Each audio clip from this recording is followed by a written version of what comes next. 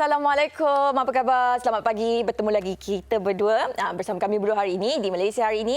Hari ini hari Jumaat 9 Oktober 2020 bersamaan 21 Safar 1442 Hijrah. Apa khabar anda semua? Diharapkan semuanya sihat-sihat saja di pagi yang ceria ini.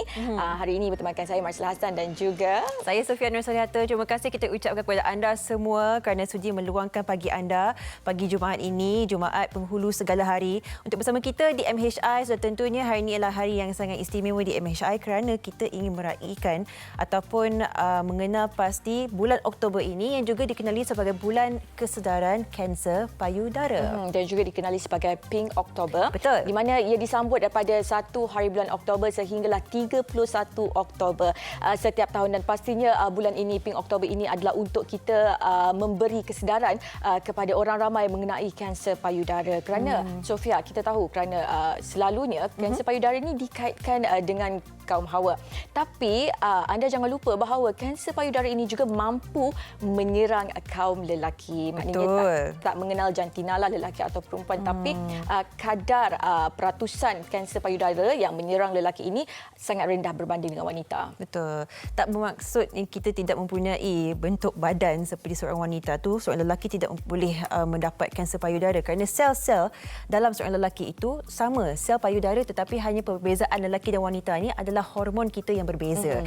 Jadi kita kongsikan juga statistik dikongsikan oleh Kementerian Kesihatan Malaysia. 17.7% adalah kanser payudara, di mana itu ada peratusan daripada keseluruhan kes-kes kanser di seluruh Malaysia. Dan bukan itu saja, kanser payudara adalah kanser yang paling tinggi dan pastinya menjadi penyebab utama kematian di kalangan wanita. Dan disebutkan oleh Marsila tadi, walaupun lelaki punya peratusan untuk mendapat kanser ni tak banyak, tapi masih 1%. Dan kita risau sebenarnya wanita ni setelah sekian lama kita dah banyak berbincang, ramai dah tahu macam mana nak mungkin buat pemeriksaan sendiri dan sebagainya. Adakah lelaki juga membuat perkara yang sama?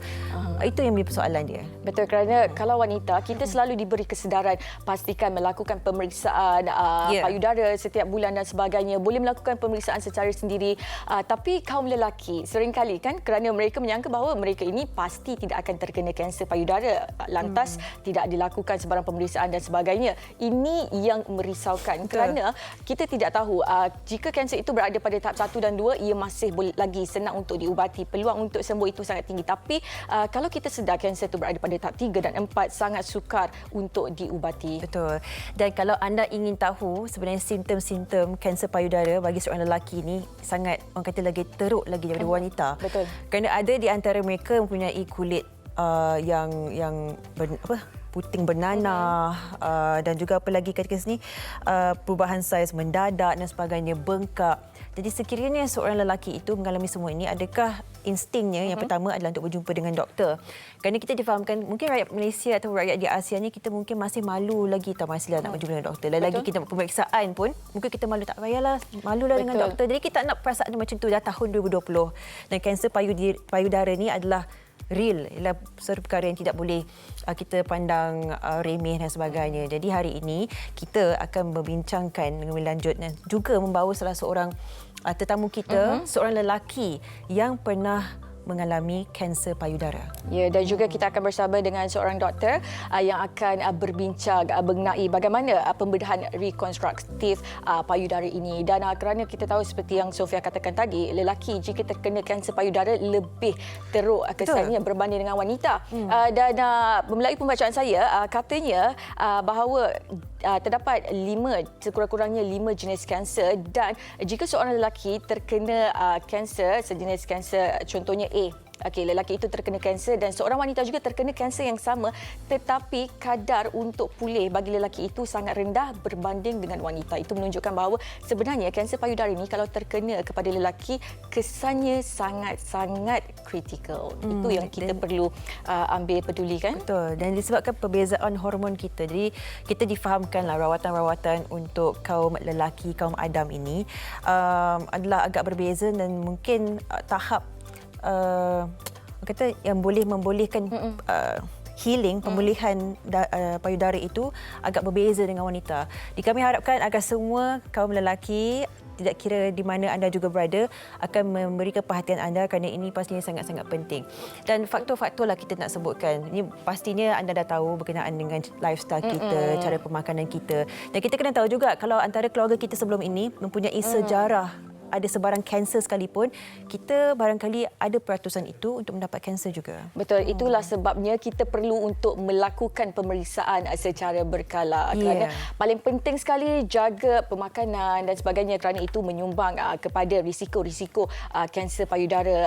Amalkan gaya hidup yang sihat dan sebagainya kerana itu adalah perisai untuk kita melindungi diri kita daripada sebarang penyakit, insya-Allah. Nah, hari ini bukan kita berdua saja, walaupun secara realitinya kita di sini, secara virtualnya kita ada rakan setugas kita yang akan bersama dengan kita untuk juga sama-sama untuk bersama dengan kita di studio di MHI ini. Ya. Betul. Dan sekarang kita bersedia.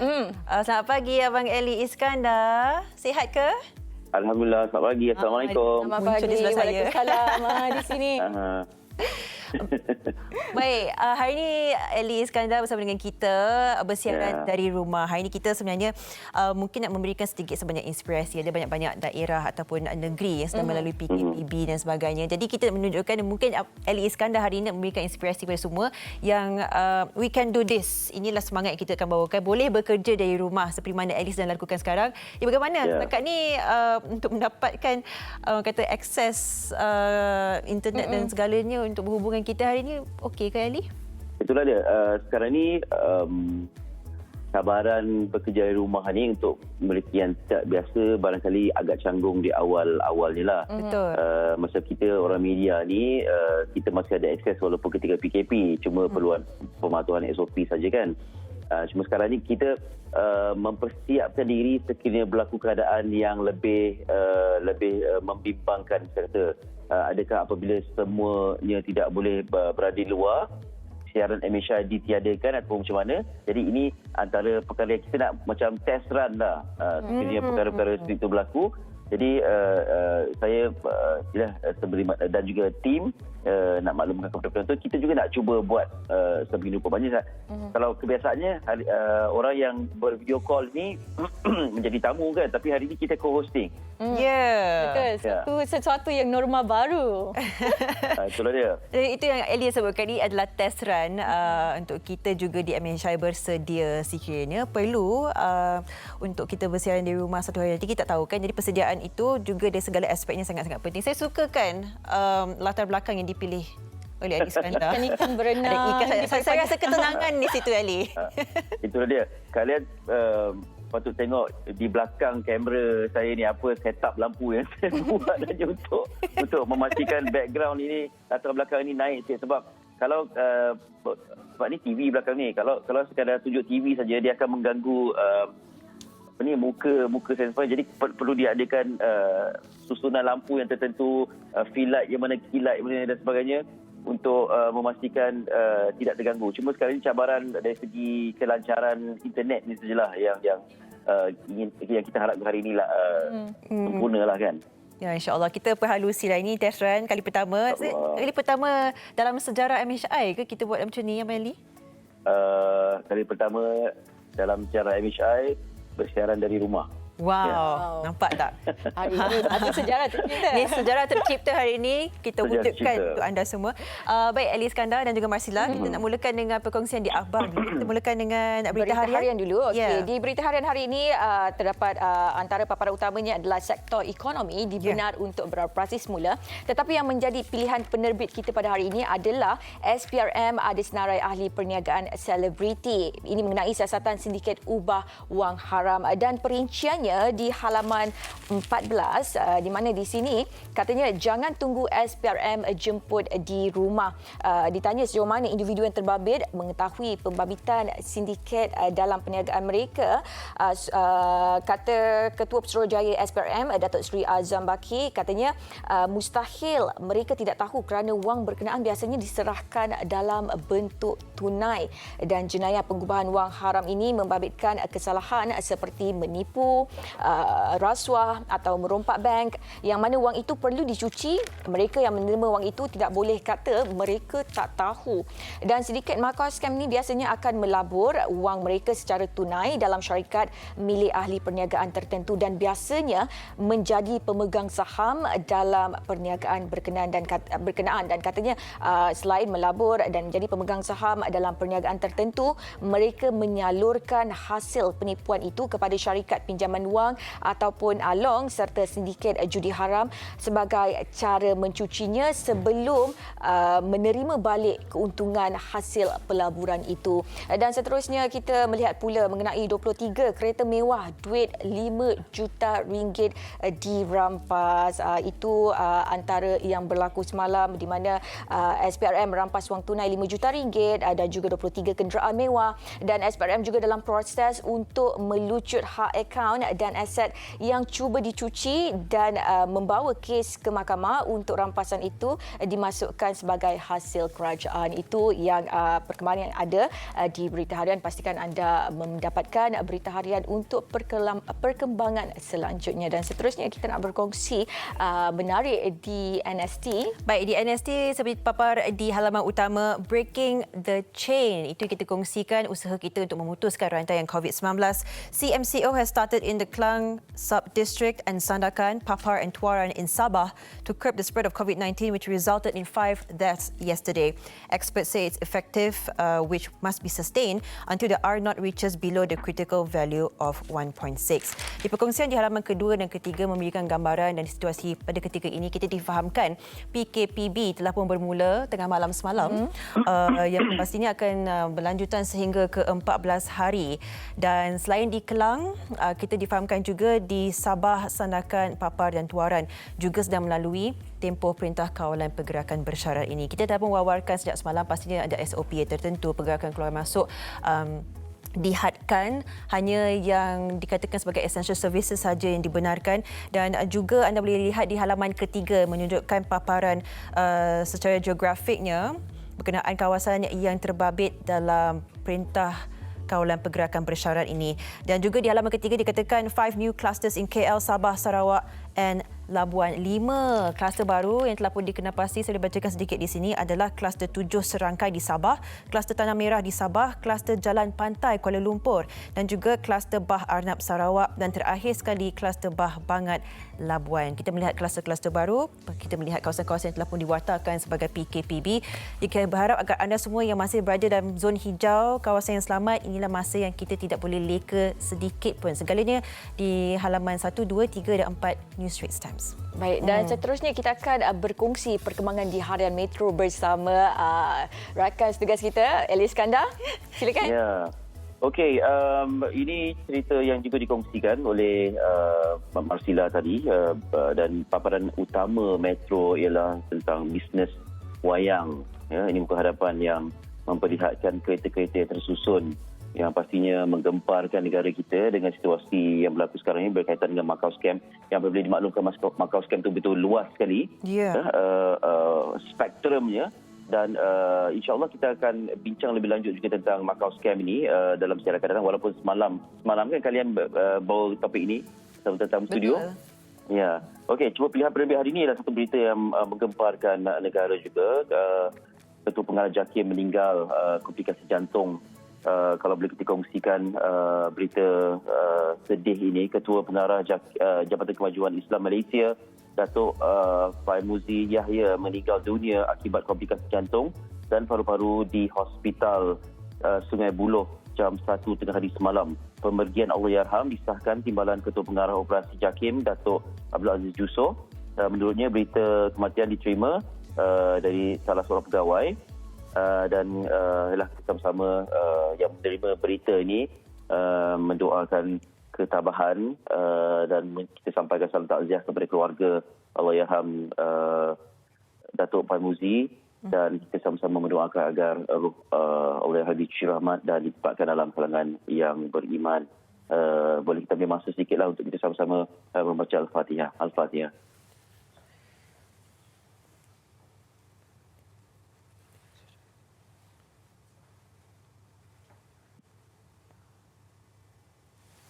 Amin.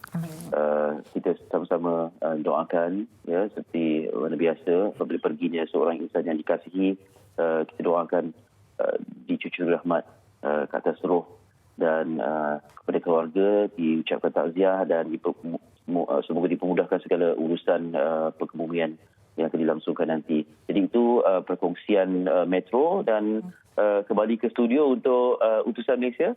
Baik, di utusan Malaysia hari ini yang menarik, saya akan bacakan melalui utusan online di mana perjalanan Safawi di Portimonense bermula, dan kelab Portimonense FC bermula apabila kelab Portugal itu memperkenalkannya secara rasmi pada hari ini, dan menerusi video berdurasi 1 minit 20 saat bekas bintang Johor Darul Takzim dilihat berada dalam bilik persalinan kelab, dan Safawi kemudian menyarung jersey utama Portimonense FC berwarna hitam putih dengan nombor 29, dan Safawi pemain paling bernilai dalam anugerah bola sepak kebangsaan terdahulu berpakaian lengkap berjalan di terowong menuju ke padang sebelum memperagakan kemahiran mengawal bola. Biarpun hanya dipinjamkan semusim, bintang sayap Harimau Malaya itu tekad mahu menggunakan tempoh tersebut sebaik mungkin bagi membuktikan dirinya layak beraksi di Eropah. Itu diucapkan selamat maju jaya kepada Safawi Rashid. Baik, kita pastinya mengharapkan yang terbaik, kena membawa orang kata bendera Malaysia di pesada dunia kan. Baik, kita teruskan sekali lagi dengan perkongsian perkembangan nombor terkini bagi COVID-19. Kita difahamkan semalam sahaja terdapat mempunyai 375 kes baru dengan 371 kes tempatan, dan 5 kematian juga telah pun dicatatkan, nombor yang agak sekian lama kita tak melihat, agak banyak juga angka kematian itu. Dan bukan itu sahaja, kita difahamkan di sini nombor kumulatifnya telah pun meningkat. Anda boleh lihat di paparan skrin anda pada ketika ini, lebih 14,000 kes kumulatif secara keseluruhannya.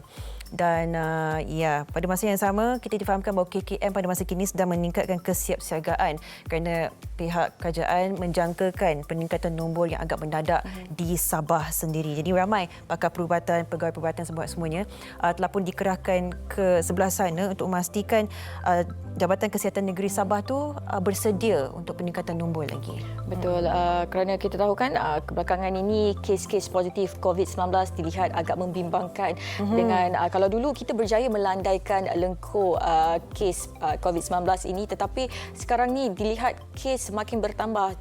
Jika sebelum ini daripada 2 digit, sekarang meningkat saban minggu kepada 3 digit. Ini sesuatu yang sangat membimbangkan dengan adanya lagi pertambahan kluster baru seperti yang Sofia sebutkan tadi, dan ini apa yang anda boleh lihat sekarang antara kluster baru COVID-19 di mana kluster 7 serangkai di Sabah terdapat 23 kes positif, dan juga kluster Tanah Merah di Sabah 9 dilaporkan positif. Betul. Itu dia.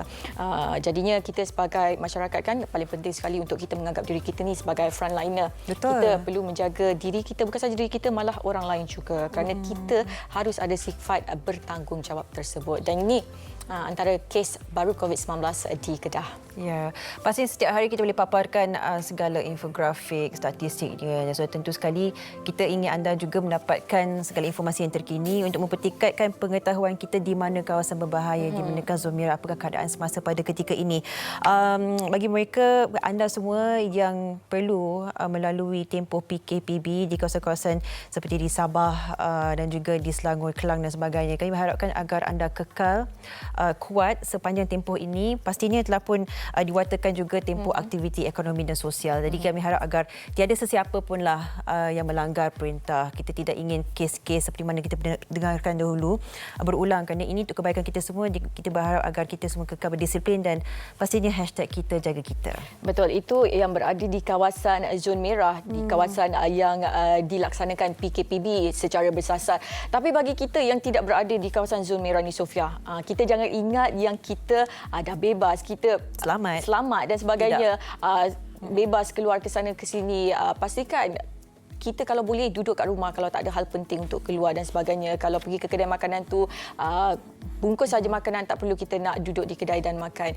Baik, kita paparkan di skrin anda pada ketika ini rakan setugas kita Fiza Sabjahan daripada Wanita Hari Ini yang menetap di Kelang memberikan antara gambaran visual situasi di Kelang di hadapan rumahnya. Anda boleh lihat saja di sini. Pastinya agak lengang, tidak dapat kita lihat sebarang pergerakan. Dan pihak berkuasa juga telah pun bersiap sedia di setiap stesen ataupun di setiap sekatan itu untuk memastikan kesemua tiada siapa pun yang dibenarkan keluar dan masuk daripada daerah Kelang tersebut. Betul. Dan ini senario yang kita biasa lihat sebelum ini ketika PKP dilaksanakan. Itu dia, diharapkan anda semua yang berada di kawasan zon merah di kawasan yang dilaksanakan PKPB secara bersasar ini, pastikan anda menjaga diri baik-baik, patuh segala SOP, patuhi segala arahan yang dikeluarkan oleh kerajaan. Baik, Sofia, kita akan berehat seketika. Sekembalinya perkongsian yang sangat menarik, pesakit kanser payudara lelaki akan kita bawakan di studio MHI. Jangan ke mana, teruskan menonton Malaysia Hari Ini.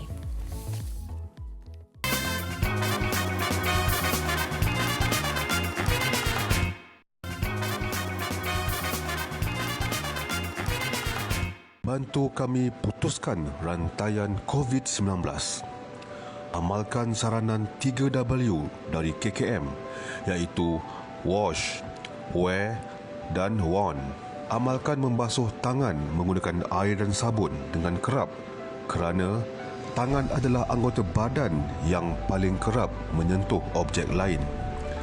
Sekiranya sukar mendapatkan tempat untuk membasuh tangan, sediakan cecair pembasmi kuman bersama anda. Gunakan pelitup muka kerana hanya hidung dan mulut yang menjadi laluan COVID-19 menjangkiti anda atau menjangkiti orang lain. Jadi, penggunaan pelitup muka adalah sangat penting di tempat orang ramai atau ketika anda bergejala. Dan akhir sekali, sama-sama kita saling mengingati amaran berikut. Elakkan bersalaman dan bersentuhan. Amalkan etika batuk dan bersin. Gunakan lengan untuk menutup hidung dan mulut apabila anda bersin atau batuk.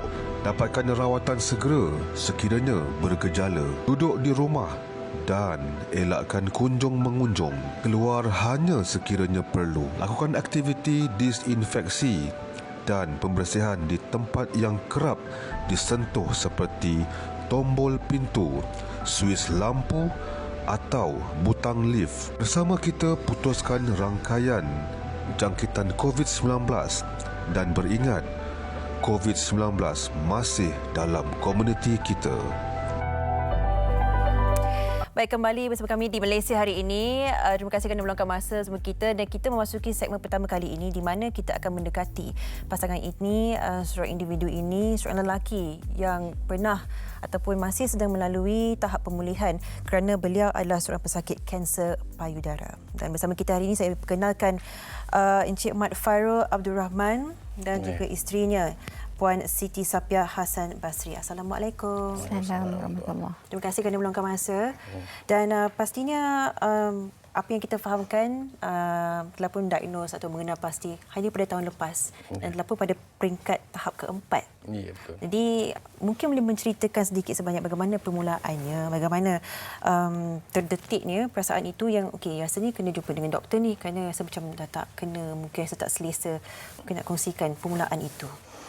Dia permulaannya saya anggap benda ni macam bisul mula-mula pasal dia mengeras. Jadi saya biar dalam satu masa tu anak saya ni dia membaling satu objek mainan yang keras yang dah pecah tu kena kat sini.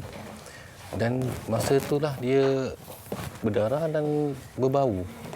Dia dah sudah jadi luka. Yeah. Dan kemudian dalam masa 2 minggu, 3 minggu benda tu dia merebak. Baik.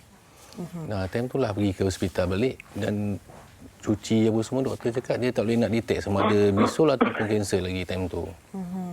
Pada ketika itu, apabila Puan menyedari dapatnya mungkin kemungkinan itu, kan apa perasaan Puan? Kita melihat mungkin bukan nak dikatakan stigma ataupun kita menganggap kanser payudara biasanya pada wanita, tetapi pada ketika ini suami pula ada kemungkinan untuk mempunyai kanser ini. Perasaan Puan pada ketika itu?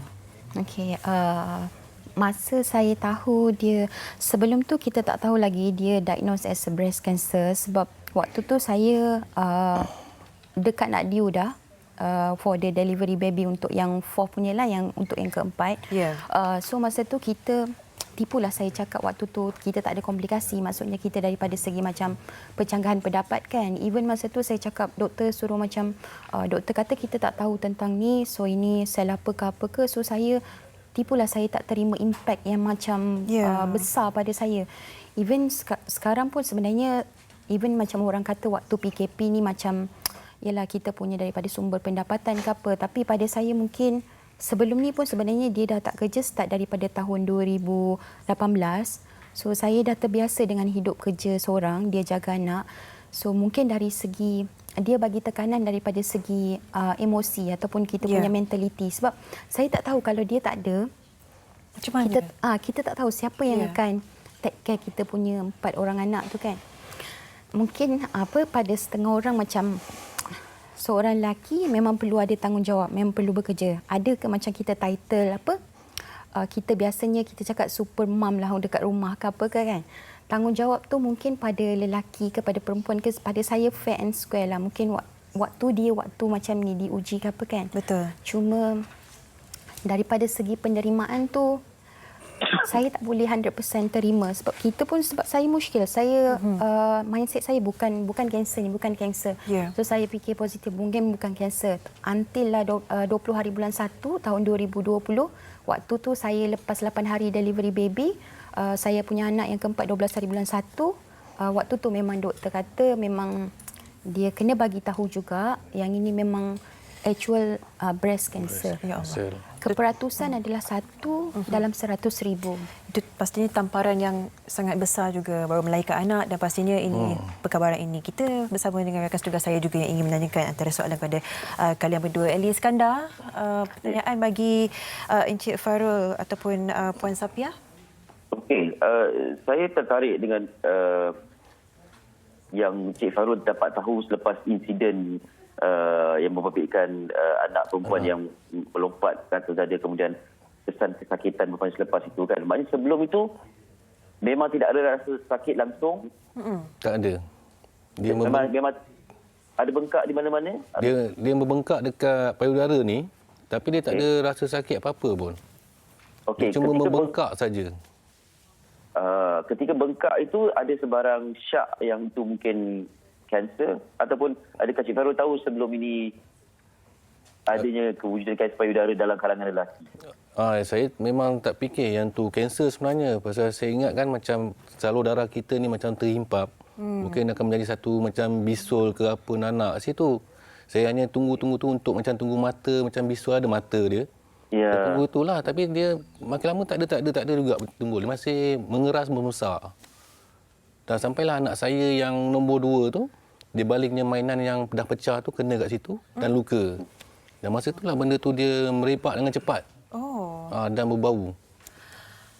Sejarah keluarga, ada ke yang mempunyai sebarang kanser payudara, kanser yang lain? Tak ada. Tak ada. Jadi Encik memang yang pertama dalam keluarga. Ya, betul. Kita difahamkan yang telah pun melalui proses kemoterapi, Radioterapi. Jadi macam mana perjalanan itu setakat ini?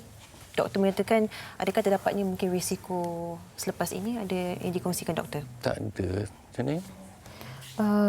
Radioterapi, sebab saya pun maklumkan kenapa doktor tak buat kemoterapi, sebab maksud saya macam sedia maklum, kemoterapi ni dia memang sinonim untuk kanser lah. Yeah. Tapi doktor sarankan, one of the doktor pakar lah dekat yang Putrajaya tu, dia kata dia sarankan sebab husband saya dia nampak daripada segi antibody imun. Kalau kita tengok secara luaran, kita memang tak tahu yang dia tu adalah cancer patient in the stage 4. Tapi doktor kata since you punya husband masih lagi berdaya, masih lagi kuat, so kita tak galakkan kemoterapi. Sebab apa? Kemoterapi ni aliran melalui darah yang dia akan masukkan ubat. So dia lakukan radioterapi 5 kali sesi, dan alhamdulillah lah setakat ni kita nampak daripada segi mungkin daripada berapa mungkin berbelas-belas diameter dia punya kebesaran. So sekarang dia dah mengecut lah daripada, sebab saya dressing hari-hari. So saya nampak dia ada perubahan untuk tu. Ini puan yang memang menjaga dan melihat setiap perubahannya itu. Baik, Ali? Ya, Sofia, saya rasa saya perlu tanya soalan ni. Apabila individu dalam kalangan orang yang kita kasihi, terutamanya ahli keluarga kita, dapat kanser kan, mungkin kanser-kanser lain tu senang untuk dimaklumkan, tapi tentang kanser payudara lelaki ni, bagaimana apabila ahli keluarga dan kenalan terdekat bertanyakan, adakah terus memaklumkan ataupun di awal-awal tu mungkin sukar sedikit untuk berkongsi tentang perkara ini? Memang saya tuan diamkan je dulu. Kenapa begitu? Untuk macam tentang dia punya bulan 1 baru tahu kan, so kita tak revealkan ataupun kita tak expose pada ahli keluarga, sebab ada juga orang tanya kenapa semua tu bengkak ke apa ke. Kita cuma anggap benda tu adalah bisul, yang kita punya mindset kita tak nak terlebih, sebab mentaliti masyarakat kita bila breast cancer dikaitkan dengan perempuan. So bila lelaki jadi, so benda tu mereka rasa macam kemusykilan ataupun keadaan tu sangat-sangat sukar dipercayai. So sebab tu saya cakap dengan husband, macam even orang datang melawat ke apa kan, betul ke bang kau ada breast cancer kan? Kan breast cancer untuk perempuan. So mentaliti kita, mentaliti masyarakat tu yang sebenarnya kita kena ubah, sebab husband saya satu, dia tentang dia punya kesihatan, dia bukan ambil mudah, tapi dia lebih maksudnya dia lebih rasa macam untuk responsibility dekat anak. So sampai dia punya kesihatan pun dia abaikan. Contohnya macam kita orang duduk 2 orang dekat KL ke apa kan, sebelum ni sebenarnya daripada tahun 2018. Tapi benda tu kita anggap, oh okey ni biasa, tak sakit. So apa yang kita sedia maklum, kanser ni adalah silent killer, yang kita tak tahu sebenarnya dia dah pergi ke organ-organ yang lain. Sebab tu dia diagnose as stage 4. Jadi apabila berlakunya segala ini, bagaimana kalian berdua sebagai ibu bapa, pasangan suami isteri, memberi tahu anak-anak inilah keadaan, situasi, kondisi ayah? Macam mana bagi tahu tu? Untuk memahami anak sekecil 6 tahun saya rasa agak sukar, sebab Dia tak mengerti apa-apa lagi. dia orang tak tahu apa-apa. Yang dia orang tahu ayah sakit ataupun macam ayah luka, ayah macam kadang-kadang benda tu berbau ayah bau busuk ke apa kan. Kita nak apa? Terangkan dulu. Nak terangkan dekat dia orang akan ambil masa. So kita cuma cakap ayah sakit, doakan ayah supaya sembuh. So itu je yang kita boleh bagi tahu, sebab anak sekecil tu dia tak tahu keadaan kita macam mana, kita punya perjalanan hidup susah ke apa ke, dia tak tahu. Yang dia tahu mungkin tak cukup makan ke apa ke, menangis, ataupun tak dapat itu ini menangis. Itu je dia orang tahu. So kalau kita nak terangkan dekat dia pun mungkin daripada segi kita punya pergaulan lah dekat rumah. So macam mana cara kita komunikasi. Okey. Ali? Ada sebarang usaha ataupun ikhtiar untuk mendapatkan rawatan alternatif ataupun tradisional apabila dapat tahu dapat kanser? Tradisional. Ada yang juga pelawar saya untuk pergi ke Kedah, Kuala Selangor untuk buat perubatan macam ni. Tapi saya macam tak yakin untuk buat benda ni semua, pasal yang ni, penyakit ni dah kita baik kita ikut prosedur yang hospital punya saja. Daripada kita ikut untuk tradisional ni, saya macam tak confident betul lah untuk buat. Maksudnya di awal-awal tu memang perubatan alternatif ni bukan option yang utama lah, bukan pilihan utama. Bukan. Okey, baik. Kita difahamkan kanser payudara ini adalah pada stage 4 atau tahap 4, dan kita difahamkan itu adalah satu tahap yang sangat menakutkan. Ya, betul. Jadi apabila bertemu dengan doktor ataupun masih melalui rawatan dan sebagainya, apakah doktor memberikan sebarang jangkaan ataupun mungkin pendekatan yang mungkin lebih berbeza untuk menjaga kesihatan diri dan sebagainya? Ada dikongsikan oleh doktor? Masa tu saya ada juga tanya, sebab saya curiosity nak tahu macam mana, maksud saya macam jangka hayat suami, maksudnya bukan saya macam nak minta dia pergi, tak. Maksud kita dah tahu apa yang kita boleh rancang in the future. So saya cakap dengan doktor pakar masa tu, doktor ada tak macam estimation bila sebenarnya mungkin dalam tempoh tertentu, sebab kita fikir stage 4 dekat nak macam tak tahulah, mungkin waktu itulah waktu mungkin final, dah mungkin gelap jalan ataupun jalan yang kita nak lalui. So doktor kata satu je, you need to macam kita punya mindset sebenarnya untuk pesakit kanser ni sebenarnya mindset dia. Bila kita ada mindset yang kuat untuk jadi fighter untuk kanser, benda tu kita akan lawan. Sebab tu doktor macam terkejut. Dia punya even 5 kali sesi radioterapi, dia punya bengkak tu sangat-sangat drastik tau, dia mengecut. So doktor tanya, awak ada ambil ubat-ubat lain ke side effect?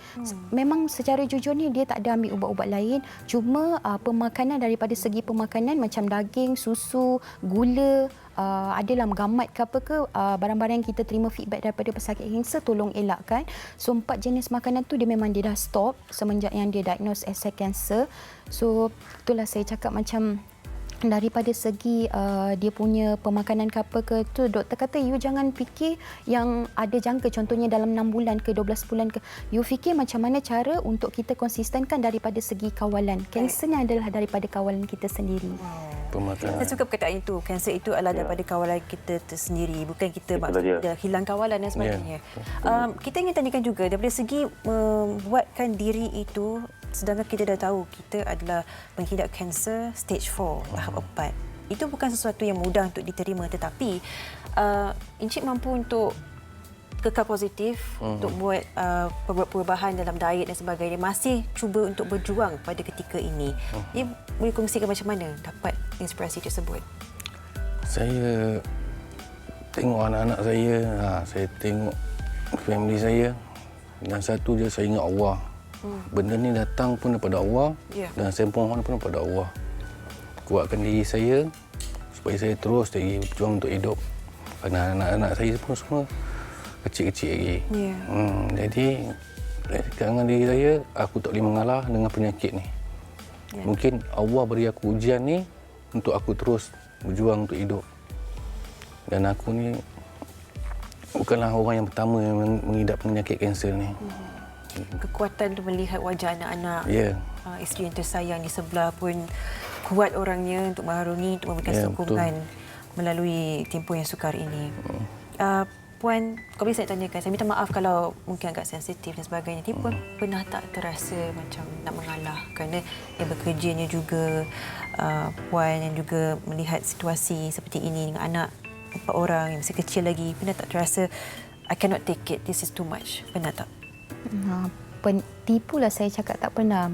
Banyak kali dalam tempoh saya 2015 saya kahwin dengan dia sampailah 2020. So orang cakap di awal 5 tahun perkahwinan tu banyak sangat dugaan. Banyak kali macam kita give up. Lepas tu lagi macam mentaliti masyarakat luar, dia kata macam wife yang kerja, husband duduk rumah. So mentaliti masyarakat yang membuatkan kadang-kadang kita sendiri tekanan. Even kita tak tertekan pun waktu tu, tapi macam ada benda-benda daripada anasi luar yang macam push. Sebab tu saya rasa tipu, saya cakap banyak kali saya rasa macam kadang-kadang kita lepaskan marah ke apa ke pada anak-anak, macam kita give up. Sampai satu masa manusia ni ada hadnya. Tapi bila masa saya fikir sampai bila saya nak macam ni, ataupun sampai bila saya tak nak terima hakikat ni. Sampai satu masa sebenarnya Tuhan bagi asbab saja nak kita redha dengan dia punya ujian, dan dia akan ada kemanisan selepas tu. Sebab tu mindset saya setkan ini untuk masa dia. Saya tak tahu bila masa saya tua nanti macam mana pula keadaan saya. Allah SWT. Sofia. Ya, Ellie. Saya nak tanya kepada kedua-dua pasangan. Setakat ini anak mungkin belum faham apa situasi yang berlaku, dan adakah suatu hari nanti akan dikongsikan juga, sebab mungkin perkara ini kita bercakap tentang zaman yang pengkisahan seseorang ataupun sesuatu keluarga tu mendapat perhatian media, kemudian menular di media sosial. So sekarang ini muncul di kaca TV. Mungkin bila anak membesar nanti tiba-tiba tertonton video ni di YouTube dan sebagainya, dan mungkin akan tanya kenapa tak beritahu pun sebelum ni kan. Jadi adakah bersedia untuk memaklumkan kepada anak apabila mereka besar sedikit nanti ke, atau macam mana? untuk pengetahuan semua, sebenarnya saya pun macam ada buat diari, macam diari perjalanan macam husband, mungkin daripada waktu dia sakit, lepas tu waktu kita alami masalah, mungkin daripada segi nak uruskan dia, daripada segi bila dia diagnose. So mungkin satu hari nanti, kalau contohnya sekarang dia tak memahami, tapi mungkin satu hari nanti bila kita explain dekat dia perjalanan macam mana ayah macam ni, macam mana, tak tahulah dia sempat, maksud saya macam jumpa ke tidak ke, itu semua urusan Tuhan. Tapi dari segi macam mana kita nak terangkan dia, ataupun mungkin satu hari nanti dia tengok dekat YouTube ke apa ke, itu gambar ayah tu, gambar Umi, kenapa. So benda tu buat masa sekarang pun anak saya dah ada juga macam faham, macam ayah luka, ayah sakit, tapi dia tak tahu apa itu kanser tu kenapa. So daripada segi itulah, so mungkin dia boleh baca diary ke apa ke untuk satu masa nanti. Mungkin sekarang ini dia tidak memahami, tapi saya seorang yang mempercayai bahawa anak kita ni sebenarnya bijak, dia tahu apa yang sedang berlaku walaupun sekecil-kecil mana. Dia bila melihat puan mungkin memberikan ubatan, merawat tuan dan sebagainya, mereka tak pernah mungkin cuba nak membantu ke, tanya-tanya. Mesti ada kan? Ada. Dah ada juga ambil ubat, ambil apa, Tolong nak bantu. tolong. juga. Tolong. Tu saya cakap, budak mungkin tak reti macam kita as a matured person, macam orang yang matang untuk meluahkan kita punya emosi. Betul. Budak daripada segi perlakuan dia, ambil barang itu, ambil barang ini, kadang-kadang dia segi nak tolong tahu, tapi pada kita macam rimas lah, biar kita buat sendiri ke apa kan. Daripada segi tu dia tunjukkan, mungkin daripada segi emosi dia tak boleh luahkan. So sebab tu kadang-kadang bila apa-apa kita punya perbuatan ataupun perlakuan, communication kita antara suami isteri ada yang macam negatif ke apa, kita jangan dedahkan pada dia orang. Mungkin pada kita dia tak faham. Sebenarnya waktu itulah dia adapt benda-benda yang kita lakukan depan hadapan dia orang. Ellie nak tanyakan soalan? Ya, saya tertarik dengan penjelasan yang diberikan tentang bagaimana keluarga ini menghadapi dan menjalani kehidupan sebegini. Ya. Seolah-olah macam Tak ada apa-apa. mahu tidak mahu kena hadapi juga, dan anak-anak pun juga dibawa bersama dalam berhadapan dengan situasi ini. Dan ini kita yang mendengar ni rasa satu keluarga yang sedang menghadapinya dengan penuh kematangan. Dan adakah itu juga dilihat sebagai satu asuhan kepada anak-anak yang luar daripada kebiasaan? Kalau perkara ini tak jadi, mungkin penerimaan dan kematangan mereka itu berbeza, Puan dan juga Cik Fairul, ya. Cuma batas saya tu macam untuk bawa anak-anak pergi ke taman, macam ayah-ayah lain untuk kejar-kejar dia orang ni, saya tak dapat nak buat macam tu. Bila saya berlari, benda ni akan mengganggu. Dia akan sakit dan akan berdarah. Jadi saya macam terbatas untuk lepaskan dia orang main dekat taman-taman, kena perhatikan seorang-seorang. Kalau anak seorang kita boleh perhatikan, kalau anak dah 3-4 orang ni, kita bawa dia orang ke taman, masing akan macam suka, gembira, tengok tempat tu ada permainan, dia akan pergi berterabur. Jadi kita punya nak kejar salah seorang tu saya tak dapat. Jadi saya kontrol dia orang dalam rumah saja. Kena dalam PKP ni lah. Bagaimana sekalipun saya melihat kalian berdua, Cik Mak Farouk dan Puan Siti Safiah sebagai antara dua individu pasangan yang sangat-sangat kuat, ibu bapa yang sangat kata steady, yang sangat kukuh, yang memang ada untuk anak-anak. Kita pastinya faham yang bantuan juga dialok-alokkan oleh orang ramai, dan kita akan siarkan antara nombor akaun ini yang kita ingin anda semua rakyat Malaysia kita bersama-sama untuk menghulurkan bantuan. Pastinya Encik Fairul masih melalui proses rawatan. Ya, betul. Kita sentiasa mendoakan kesembuhan selepas ini. Ini adalah akaunnya, nombornya, anda boleh hulurkan bantuan anda untuk kelangsungan kehidupan mereka selepas ini. Anak 4 orang, pasti kena fikirkan juga bagaimana kelangsungan mereka nak masuk sekolah dan sebagainya. Jadi kami betul-betul mendoakan kalian berdua kekal dan terus kuat. Elie Iskandar. Ya, kita pun sama mendoakan, sebab ini cerita inspirasi juga sebenarnya bagaimana mereka berhadapan dengan situasi ini. Dan pastinya kalian juga ada harapan dalam kalangan mereka yang terkesan dengan penceritaan kalian, kemudian ingin menghulurkan sumbangan. Apa yang boleh dipesan kepada mereka semua? Baik. Saya ucapkan terima kasih kerana sudi meluangkan masa berkongsikan kisah yang sangat betul-betul dekat dan hati. Dan Eddie, dia ada soalan ya? Okey. Saya nak tanya apa pesanan kepada mereka yang terkesan dengan kisah ini dan mahu menghulurkan sumbangan. Okey.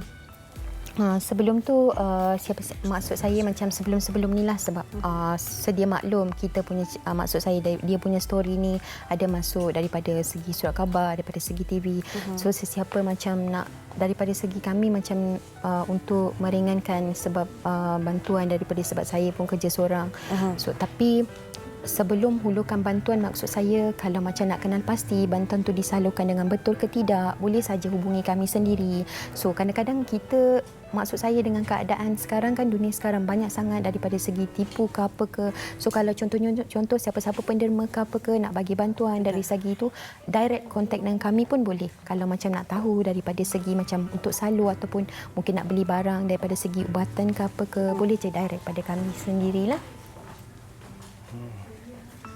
Baik.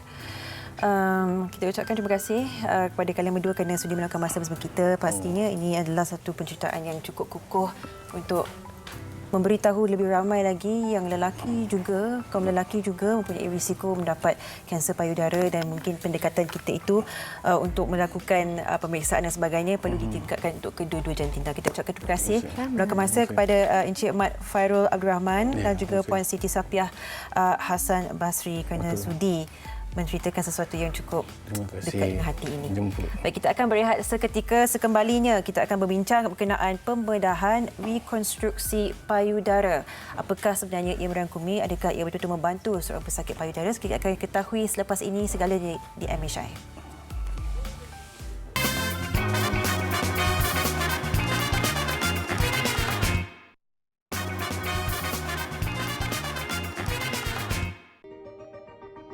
CAPP adalah pendekatan pembudayaan norma baru untuk mencegah penularan COVID-19. C adalah cegah COVID-19 dengan mendidik keluarga serta komuniti norma baru kehidupan. A. Amalkan tingkah laku baik bagi mengelakkan diri, keluarga dan komuniti dari jangkitan COVID-19. P. Patuhi SOP pengoperasian sektor-sektor utama negara dan lain-lain arahan kerajaan. P. Pantau status kesihatan diri dan keluarga. Segera dapatkan rawatan jika bergejala, lakukan saringan suhu badan dan gejala sebelum memasuki tempat kerja, institusi pendidikan, pusat jagaan seperti rumah orang tua dan sebagainya. CAPP bertujuan melindungi daerah hijau kekal bebas dari jangkitan COVID-19 dan menukarkan daerah kuning kepada hijau dalam tempoh 14 hari. Putuskan rantaian jangkitan COVID-19. Kita teguh, kita menang. Baik, kembali menemani anda di MHI, dan seperti disebutkan tadi, kita akan berbincang pula daripada segi perubatannya, daripada segi rekonstruktifnya bagi seorang itu selepas didiagnos mempunyai kanser payudara ataupun melalui rawatan dan sebagainya. Topik yang kita akan bincangkan pembedahan rekonstruksi payudara. Ya. Hari ini. Dan bersama kita di studio hari ini adalah Dr. Fatimah Muhammad Nur, pakar pembedahan plastik dan rekonstruktif, Hospital Pakar KPJ Ampang Puteri. Assalamualaikum Doktor, apa khabar? Waalaikumsalam. Terima kasih. Masa don-don hari ini orang dah plan. Sebenarnya Pink Oktober. Pink Oktober, betul. Terima kasih MHI, terima kasih Sofia Marsila atas jemputan. Terima kasih kerana sudah datang bersama kami. Okey. Baik, Dr. Fatimah, kita nak mulakan perbincangan kita sebenarnya. Mungkin ada yang mungkin tidak begitu. Mereka tahu apa itu kanser, mereka tahu apakah antara mungkin rawatan-rawatannya, tapi rekonstruksi payudara ini, mengapakah ia cukup penting sebagai antara salah satu cara kelangsungan hidup atau kelangsungan seseorang selepas didiagnos sebagai seorang pesakit kanser? Okey. Terima kasih. Pagi-pagi lagi soalan yang sangat bagus. Tapi saya nak tahu juga ni. Okey, bismillahirrahmanirrahim. Sebelum tu Rabbi syrah li sadri wa yassir li amri wahlul 'uqdatam min lisani yafqahu qawli. So sebenarnya bulan 10 ni sebenarnya kira macam bulan payudara lah kan. Kebanyakannya selalu kita bincang pasal breast cancer. Betul. Tapi topik yang kita selepas buang breast cancer tu apa kesudahannya. Betul. Sebab sekarang ni kalau ikut statistik memang ramai lebih muda. Patient yang datang kebanyakan ni dalam lingkungan 30, 40. Sometimes 20-an pun ada, which is sangat muda lah. Kan kalau dikomparekan dulu-dulu lebih kita beratkan 40 tahun ke atas. Yeah. So disebabkan muda semakin ni kita bahagian plastik surgery kita bagi supportive treatment. Kita akan combine dengan doktor bahagian payudara, kanser payudara, kita akan tolong. So dia ada dua cara lah, macam sama ada tengah buat operation tu buang breast, kita buat breast baru terus. Dia panggil immediate recon. Immediate reconstruction maksudnya kalau macam orang tu muda, sihat, tak ada macam dia punya keadaan tu tak advance lagi, kita boleh buat 3-in-1 surgery. Maksudnya buang breast satu, yang kedua dia dapat breast baru. Yang ketiga kalau misalnya kita recon tu daripada perut dia, maksudnya kita boleh mold perut tu. Yang orang perempuan kan ada spare tire yang selalu orang cakap nak buang. Itu actually God create very amazing untuk spare part. So kita boleh mold balik and jadi breast baru. So it's like macam 3-in-1 surgery, dapat tummy tuck, dapat breast baru and buang breast juga. So ramai yang tak tahu. Itu kalau immediate lah.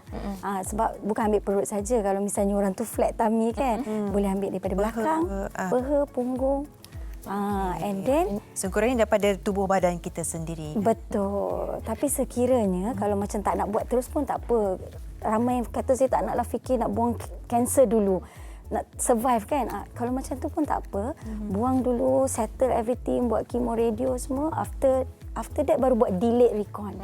Baru kita bincang balik. Baik doktor, kita nak buka talian sebenarnya. Bagi anda sesiapa sahaja yang mempunyai sebarang pertanyaan, anda boleh usulkan kepada doktor sendiri 0377261603. Baik doktor. Kita pastinya tahu lelaki dan wanita saiz payudaranya sangat berbeza dan selepas pembedahan dilakukan pastinya terdapat perbezaan yang ketara. Jadi jika pesakit itu memilih untuk tidak melakukan rekonstruktif, mungkin ada option lain yang boleh dipilih oleh mereka. Okey. Sebab rekonstruktif sendiri dia ada a few section lah. Tak semestinya kita mesti buat operation. Maksudnya tak semestinya. Mana yang nak pilih, ada contoh macam kita ada supportive macam pakai bra.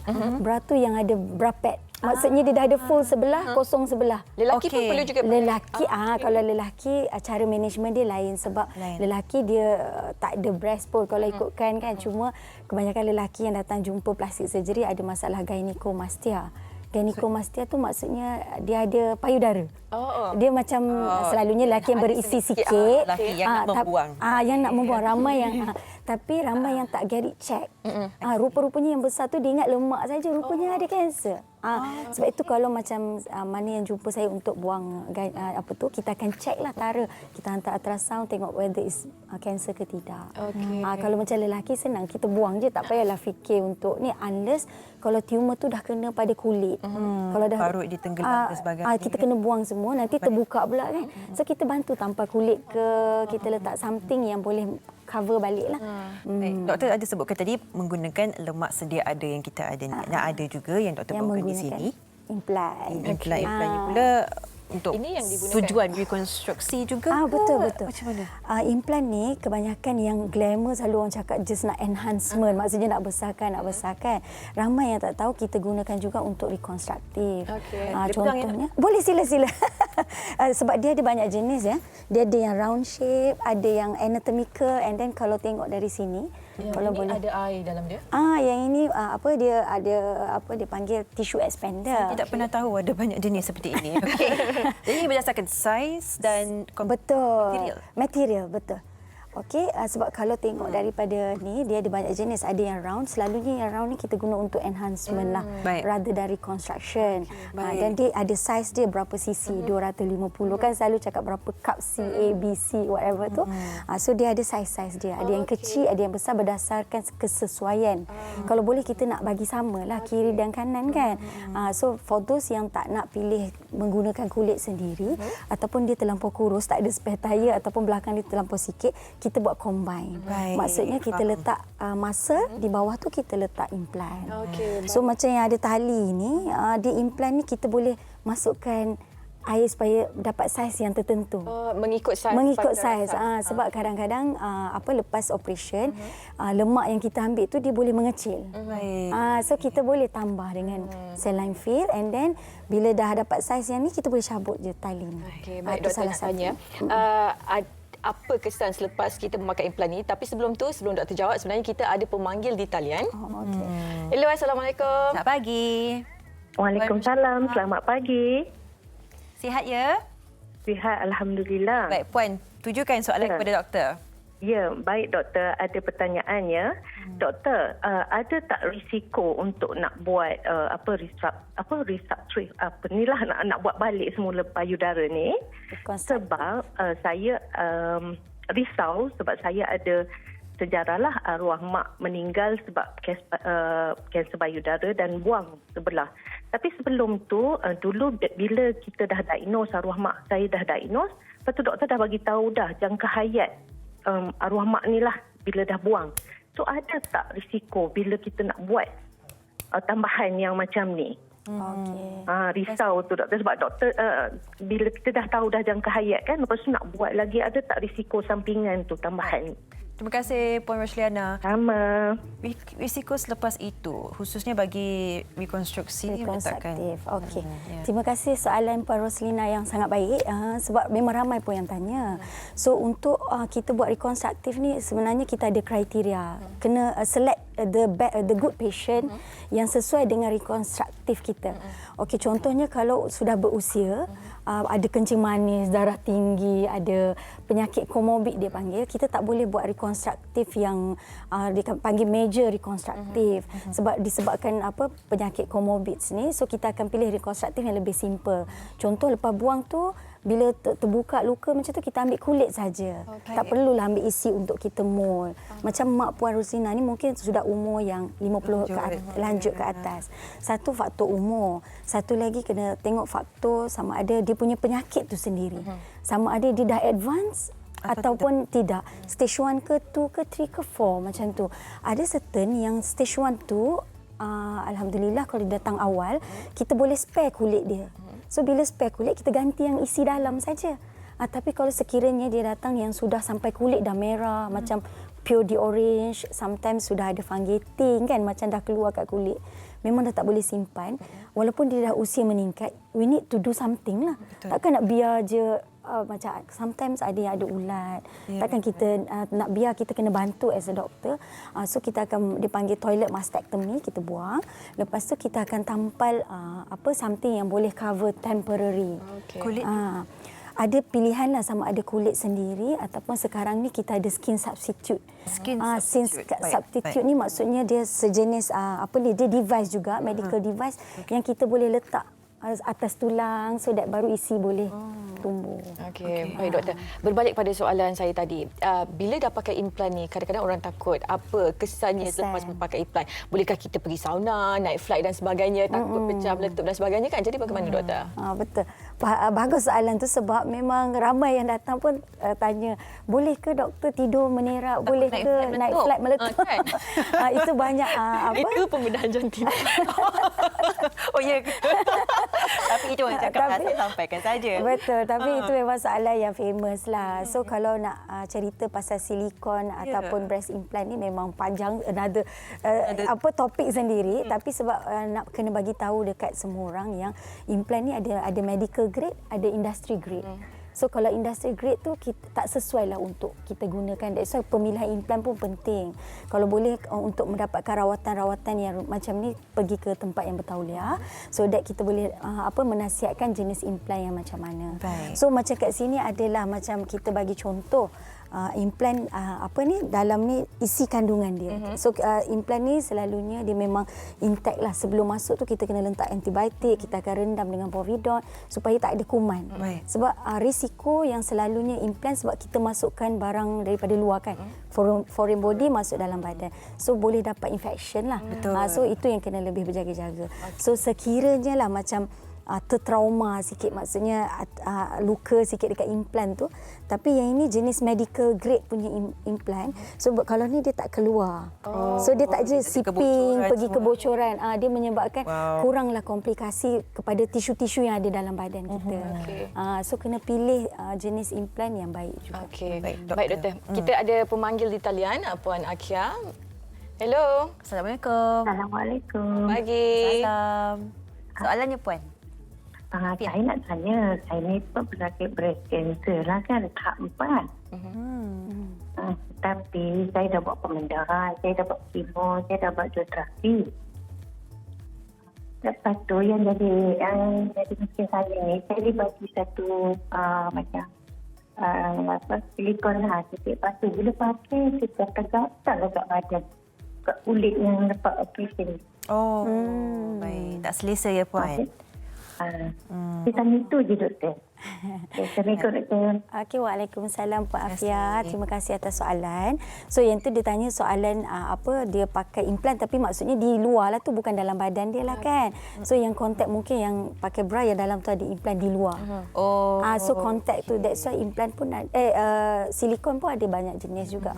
That's why macam kalau kita tengok sini ada yang textured, ada yang non-texture, ada yang licin. So kalau macam dia ada alergi ke ataupun tak sesuai dengan jenis tu, mungkin boleh tukar ke jenis silikon yang lain. Puan, saya ada persoalan ini. Kita faham nature ataupun penyakit kanser ni boleh berulang. Betul. Tak semestinya kita pulih kanser ni, dia tak akan datang balik kerana kanser sel tu barangkali masih ada. Sekiranya seseorang itu telah pun melakukan reconstructive surgery dan kita nak berlaku, tapi berlakunya sekali lagi kanser yang sama di kawasan yang sama ataupun di bahagian dada di sebelah sana. Jadi bagaimana, adakah elemen yang digunakan dalam reconstructive surgery ini akan mengeruhkan lagi keadaan? Betul. Terima kasih, soalan tu memang sangat crucial. That's why sebelum kita pilih orang tu untuk buat rekonstruktif, kita kena ada certain checkpoint lah. Maksudnya kita kena check. Maksudnya kalau boleh dia di peringkat awal. Bukan stage 4, stage 3 yang kita tak tahu dia ada micromats. Maksudnya dia dah ada jangkitan di tulang belakang ke, dia dah ada pergi tempat lain lah. Okey, sebab selalunya kalau kita kata survival ni at least 5 tahun lah. Kalau let's say dia masa kita detect tu awal and then kita buat recon kan, terus semoga 5 tahun tu at least dia ada daily macam ada confident level yang ni, and then after 5 years let's say dia jadilah nauzubillah, tapi kalau jadi juga kita terpaksa buanglah balik. Operation lah balik, buat semula. That's why pemilihan tu penting. Kalau selalunya kalau macam pesakit-pesakit yang saya subjek untuk ni, kita kena make sure dia punya tumor tu clear. Baik. So kalau kita buat 2 stage, let's say saya bincang dengan doktor bahagian payudara, dia dah buang semua, kita hantar makmal, dia check margin. Margin clear, then okeylah baru kita recon. Dan lebih selamat. Tapi dia jadi 2 stage lah. Alah doktor kena tidur lagi ke? So dia ada pro and cons lah. Itulah benda yang kita kena discuss dengan patient. Kita cakap okey, kalau nak buat sekali okey, tapi operation lama sikit. Sebab nak buang lagi, nak ni lagi, nak buat ni. So total dah 8 jam. Kos pun meningkat. Things like that. Ke you nak bahagi 2? Tunggu yang ni baik dulu, everything settle, and then baru come back. So macam itulah. So harap-harap yang tumor tak clear tu, kita tak buat lagi lah. Kita tunggu dia buat kemo, radio dulu. Betul-betul pastikan yang tak ada risiko lain. Betul. Sel-sel tempat-tempat lain baru tak nak boleh mengeruhkan. Clear ya. Baik, doktor, kita ada pemanggil yang seterusnya di talian. Puan Rozana, Assalamualaikum. Selamat pagi. Salam. Ya. Baik, silakan Puan dengan soalannya. Saya nak tanya, saya sepatutnya pakai implan tahun 90. Kan betul, sepatutnya 20 tahun kena saya kena buang. Saya pakai dekat Adventist Hospital. Memang betul boleh halal kita pakai lah. Lepas tu sekarang saya dah terlanjut dah jadi 30 tahun. Okey. Jadi saya nak tahu apa sebab pada saya, tapi saya sekarang okey je pun. Tapi Puan tak ada rasa apa-apa pelik ke, tiba-tiba semakin besar ke? Tak ada ya? Tak. Tak ada. Okey, Puan Rozana. Okey. Itu bagus juga soalan tu, ramai juga pesakit yang tanya. Actually saya tak tahu Puan pakai jenis implan apalah, tapi kebanyakannya implan yang sampai di Malaysia ni selalunya KKM dah nilah kan, ada approval, ada FDA ke apa, tapi sebenarnya tak perlu pun nak tukar. Macam ada tertentu yang cakap lebih baik tukar dalam 10 tahun tukar, 10 tahun tukar. Itu macam sekarang ni kebanyakan implan yang dia dah medically grade, in fact boleh keep je. Kalau ramai pasien yang datang pun saya cakap boleh, maksudnya kalau meninggal boleh. Ni macam kita tanpa gigi, implan kita tak cabut balik kan. So it's like part of your body. Macam orang ni pakai besi kat kaki ke, kita tak buka balik kan. So just keep, tak payah tukar pun tak apa kalau tak ada masalah. Okey, baik doktor. Mungkin cara pemakaian selepas kita menjalani pembedahan rekonstruktif, memasukkan implan dan sebagainya, selepas itu penjagaan memakai pakaian dalam tu bagaimana? Okey, penjagaan selepas tu betul. Sebab kita dah masukkan foreign body ataupun kita pakai perut lah, macam perut punya lemak ke apa kan. Kalau macam makan banyak, lemak dekat perut tu kan pergi kat breast, dia boleh membesar juga. Okey. So jadinya kita kena mold dia. Maksudnya kita kena pakaikan support system yang bagus lah. Seperti yang tertera, sebab dia macam untuk bra yang sesuai, dia ada hook kat depan, so that operation kan sakit. Sini luka, sana luka, so nak gerak-gerak nak hook kat belakang. So yang ni kita ada yang banyak jenis di pasaran, cuma yang sesuai dekat depan dia punya hook senang, and then dia ada tali strap tu kita boleh adjust macam Zepon supaya dia boleh kalau macam rasa tight sangat kita boleh kurangkan, sebab lepas operation tisu edema bengkak, lama-lama dia akan makin surut, so kita boleh adjustable lah. Okey, untuk pesakit lelaki sama juga? Pesakit lelaki geda-geda ni pun tak asing juga, terutama kalau lepas buat operation kan, macam liposuction ke macam gynecomastia I cakap tu, dia dah pernah ada tisu kat situ, bila kita buang dia kosong. So kita kena pakaikan juga dia untuk vest untuk lelaki. Macam yang perut tu, sebab kalau kita ambil otot di perut, kita kena support lah balik supaya bila batuk dia tak. Banyak saya belajar hari ini. Perkongsian yang cukup menarik. Ilmu baru, kerana sebelum ni kita tak pernah tahu pun, jarang-jarang dengar mengenai rekonstruktif, tidak diberikan pendedahan secara perinci mengenai rekonstruktif kanser payudara ini.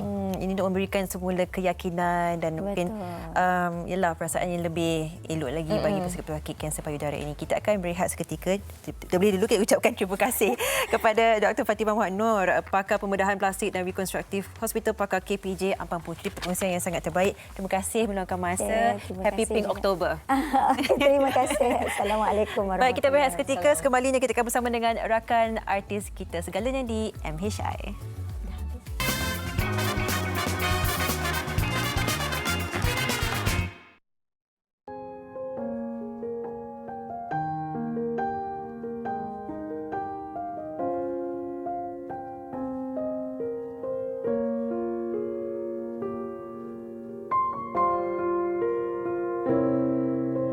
Bukan ini yang aku idamkan, namun bagaimana untuk bersatu. Bukan mudah saling mengasihi. Apa kau berpura bahagia? Bisa melupakan kisah lalu, namun hati ini kata berbeda. Biarkan rasamu bermula di atas rasaku.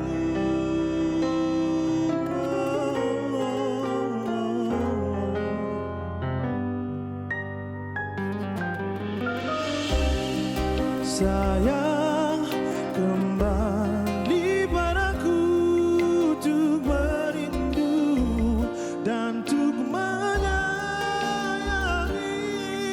Namun tak sekali aku rasa percaya pasti ada jalan ke sana.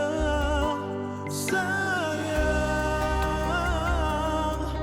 Jangan pernah putus asa antara kita, ikhlas bertemu dan jangan akhiri, biar janji ini terabadi.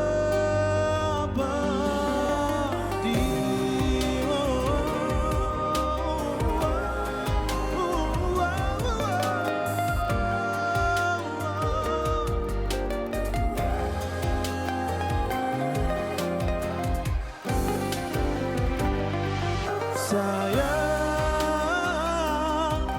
kembali padaku untuk merindu dan untuk menyayangi.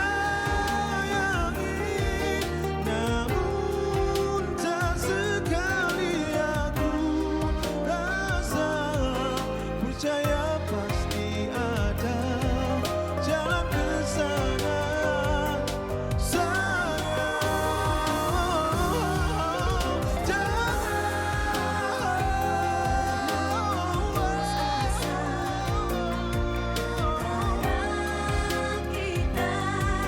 Ikhlas cintamu dan jangan akhiri, biar janji ini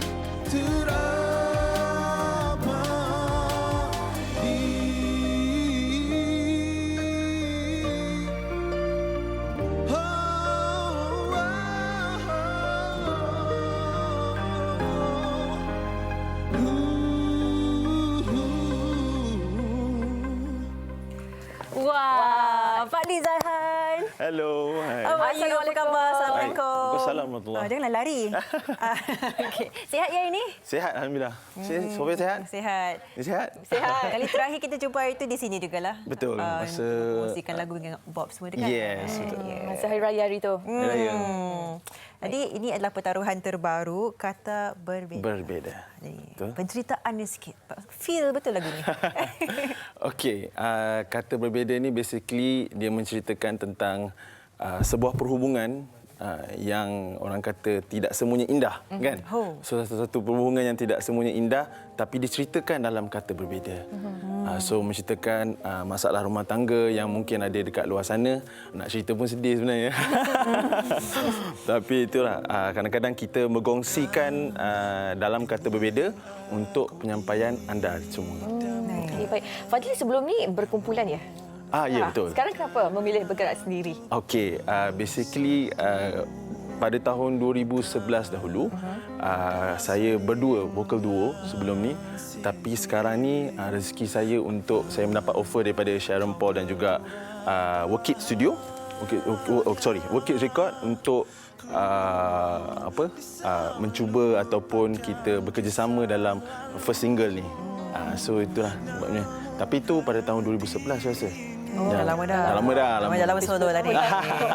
Tapi saya tertarik dengan jawapan Fadli tadi berkenaan dengan awak mewujudkan sebuah lagu berkenaan dengan ialah antara suka dan duka dalam percintaan. Betul. Ataupun susahnya dalam perkahwinan dan sebagainya. Betul. Jadi untuk mendapatkan inspirasi ini memang awal banyak tulis lagu yang bertemakan ini ke macam mana ataupun memang khususnya untuk dibuatkan bagi mereka yang melalui masa yang sukar dalam percintaan. Okey. Sebenarnya itulah yang saya sebelum ni dalam industri saya banyak tengok apa perkembangan kita ataupun perhubungan ataupun kita dekat dalam Kuala Lumpur lah katakan kan. Kalau selalunya kalau kita keluar kita bercerita dengan kawan-kawan dan juga ni kebanyakannya sekarang ni banyak orang cakap pasal masalah rumah tangga ataupun masalah perhubungan. So saya tertarik dengan perkongsian rakan-rakan dan juga kenalan-kenalan rapat saya tentang perhubungan dan juga pasal masalah rumah tangga ni. So saya rasa sudah sampai masa untuk menceritakan masalah-masalah ni di dalam lagu. Maksudnya perkongsian daripada keluarga rakan-rakan itu menjadi rujukan Fadli untuk menghasilkan kata berbeda ni lah. Tapi bersama Sharon Paul dan juga Fitri Yahya lah. Patutlah. Baik. Begitu. Itu dekat. Tapi rindulah Kak Fitri Yahya sebenarnya kan. Tidak dia bersama kita sangat-sangat tak lama lagi lah.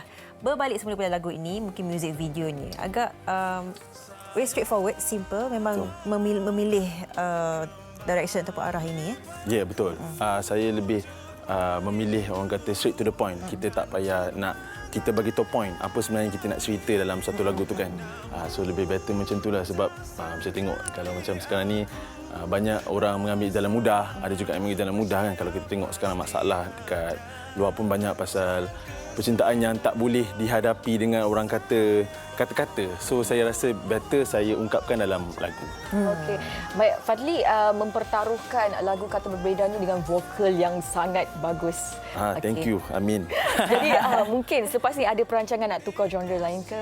Okey, buat setakat ni mungkin akan ada genre yang lain, tapi setakat ni memang saya akan pertaruhkan genre yang sekarang ada. So basically kita ada ready untuk second single sebenarnya. Wow. Yes. Bila? Soon. Soon. Okey, jeng jeng jeng. Nanti kan. Baik. Jadi memang sekarang ni misi untuk mengeluarkan setiap single bukan lagi album ya. Belum. Tak. So kita akan keluarkan single, lepas first single kita akan keluar second single. So basically kita nak menceritakan tentang, saya banyak berkongsi bersama Sharon Paul dan juga Fiti Jaya. Saya lebih suka menceritakan tentang masalah ataupun apa saja yang mereka hadapi di luar sana. Kan? Oh, maknanya menjadikan kisah-kisah hidup sebagai dan menulisnya di dalam sebuah lagu. Okey. Jadi setakat ini bagaimana sambutan yang diterima tentang Alhamdulillah, kebanyakannya yang macam seperti mana yang tahu kan, saya ada sebelum ni dalam industri pada tahun 2011. So banyak yang ikut saya daripada tahun 2011 sampai sekarang masih lagi diorang support juga walaupun saya seorang, walaupun saya keluarkan single saya, walaupun agak berbeza dengan genre yang lama. So mereka sangat support lah. Dan ada juga yang tertanya-tanya sebelum ni ke mana Fadli pergi, Fadli kenapa tak buat lagu, kenapa tak menyanyi dah ke. So ini ada untuk anda. Okey, jadi sepenuh masa sebagai penyanyi? Apa dia? Sepenuh masa sebagai penyanyi? So far saya menyanyi dan juga ada penjagaan sikit lah. Baik. Penjagaan sendiri. So awak memilih tempoh kita tahun yang sukar inilah, tahun PKP untuk membuat lagu-lagu ini, memberikan inspirasi untuk semua lagi. Betul. Tapi soalan terakhir saya nak tahu sebenarnya, bagaimana pengalaman bekerja dengan Sharon Paul dan juga kawan kita Fadli Rahim? Okey, soalan jeng. Okey, so far saya sangat teruja pada mulanya Sharon Paul panggil untuk bekerjasama bersama Fitri Yahya pula. So saya mulanya takut sebab yalah mereka nama yang sangat dikenali kan, nama besar. Walaupun saya pun dah lama dalam industri tapi tak pernah bekerja dengan mereka, tapi mereka lebih sporting dan lebih straight to the point. So buatkan saya lebih macam rasa macam okey, senanglah bekerjasama dengan orang. Selesa. Dan tak ada apa-apa masalah. Maksudnya ada sekatan kan? Tak ada. Tak ada. Saya terkejut juga. Cepat je semua jalan. Jadi single yang akan datang ni masih bersama Sharon Paul dan juga Fetty? Yes, masih. Wow. Tak cukup satu dia. Dia banyak lagi tapi sebab kita dalam Workit Records ni hak milik Sharon Paul juga. Baik, kita tak lupa juga kita bersama dengan rakan tugas kita Ellie Iskandar masih bersama kita hari ini. Ellie, masih lagi. Pertanyaan kepada rakan kita Fadli. Hai. Saya nak tanya tentang image yang ditampilkan ini. Ada penasihat ke? Image yang dipilih hari ini. So far penasihat tak ada lah. Tapi penasihat diri sendiri lah. Menasihatkan diri sendiri bang. Baik. Okay. Kita ucapkan selamat maju jaya, all the best kepada Fadli. Dan pastinya pertaruhan ini kita harapkan lebih merancakkan lagi ramai peminat-peminat yang memang suka dengan karya dan hasil kerja Fadli Zaihan. Baik, dan selepas ini akan mempersembahkan Bintang Terindah. Ya, Bintang Terindah. Baik, terima kasih kepada anda semua meluangkan masa bersama kita, bersama saya Sofia Nur Soliatun, dan bersama Ellie Iskandar dan juga Muslah Hassan. Ellie, ada nak disampaikan? Itulah dia. Kita masih mengingatkan orang awam, tetamu kita, supaya terus menjaga penjarakan sosial. Saya nak tunjuk ini satu fenomena yang berlaku pada pokok-pokok di hutan, pokok tertentu di hutan. Dia panggil crown shyness. Wow. Pokok di hutan pun adanya penjarakan fizikal antara satu pokok dengan pokok yang lain. Untuk mengelakkan dijangkiti penyakit dan sebagainya. Jadi marilah kita sama-sama menjadikan ini sebagai teladan dan terus mewujudkan perjalanan fizikal. Wow. Terima kasih. Terima kasih Ali. Itu sangat Satu contoh yang sangat powerful saya kira. Betul, perkongsian yang baru yang menarik, ramai yang tak tahu. Peringatan yang sangat besar. Thank you Ali. Terima kasih Ali. Ini adalah kali pertama kita mempunyai siaran daripada rumah bersama dengan Ali sekarang. Dan itu memberikan inspirasi yang lebih lanjut kepada anda semua bagi kawasan-kawasan yang telah pun terjejas ataupun melalui tempoh PKPB. Ialah tempoh yang pastinya mungkin sedikit sukar tapi masih boleh dilalui, masih boleh bekerja di rumah dan kita di MHI cuba untuk menunjukkan ini pastinya boleh dilakukan dengan penuh semangat sekali. Baik, dan terima kasih kepada anda yang menonton kami seawal jam 8 pagi tadi. Jangan lupa Isnin bersama kami lagi. Pasti pelbagai topik-topik menarik akan kami kongsikan kepada anda mengenai alahan. Kalau anda nak tahu perkembangan mengenai topik itu, pastikan anda ikuti kami hari Isnin nanti. Dan untuk itu kami tinggalkan anda dengan Fazli. Assalamualaikum. Bye.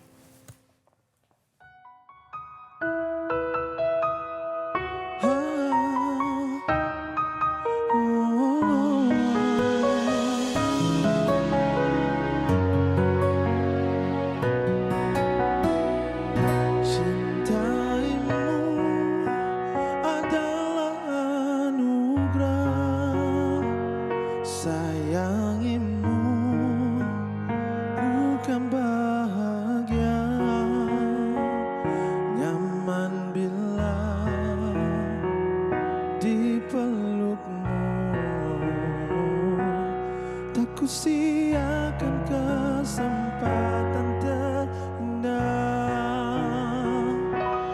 melihat senyum manismu, tawa canda di wajahmu, cukup buatku rasakan bahagia.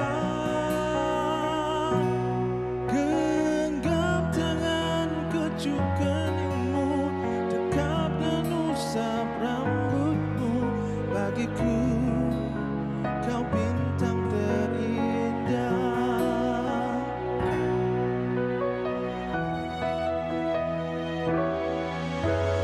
Cintaimu adalah anugerah,